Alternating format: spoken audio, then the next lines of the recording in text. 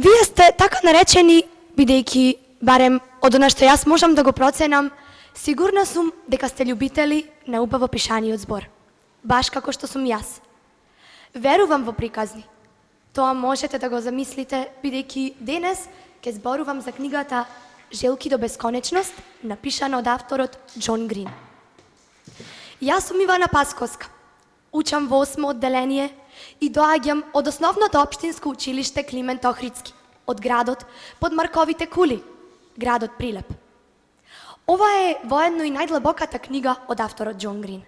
Книга од која што многу ќе научите за животот, за мислите, за тежината на сопствените мисли, колку животот може да го промени вашиот свет, вашите пријатели и се останато. Ете така. Овде главен лик ни е Аза, или како што е наречена од својата најдобра пријателка Холмси. А која е најдобрата пријателка на Аза, ако не Дейзи? Тука е и Дейвис, неговиот брат Ноа, а се разбира и нивниот татко, познатиот милиардер. Но што ќе се случи и како започнува приказната? Еве вака.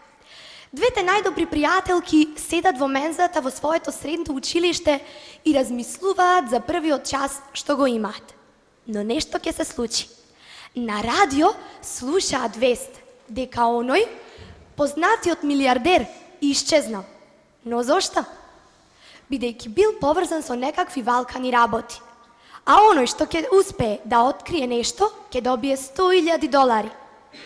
Дейзи и понудува таква понуда на својата најдобра пријателка за да работат заедно на овој случај и да откријат многу нови нешта.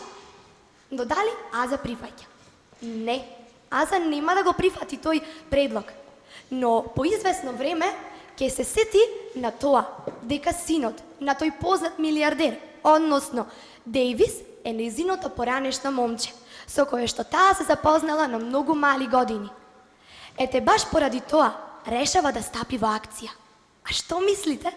Ќе успее ли да открие нешто? Дали може би љубовта ќе заблеска во низините очи оној момент кога повторно ќе се сретнат? Ете тоа ќе го откриете вие, драги мои. Прочитајте ја книгата Желки до бесконечност, напишана од авторот Џон Грин. Се надевам дека ќе сонуваете заедно со оваа книга, како што јас сонував, онака како што јас ја доживеав. Се надевам дека и вие ќе успеете да ги откриете магичните и волшебни работи во истата. Ви благодарам.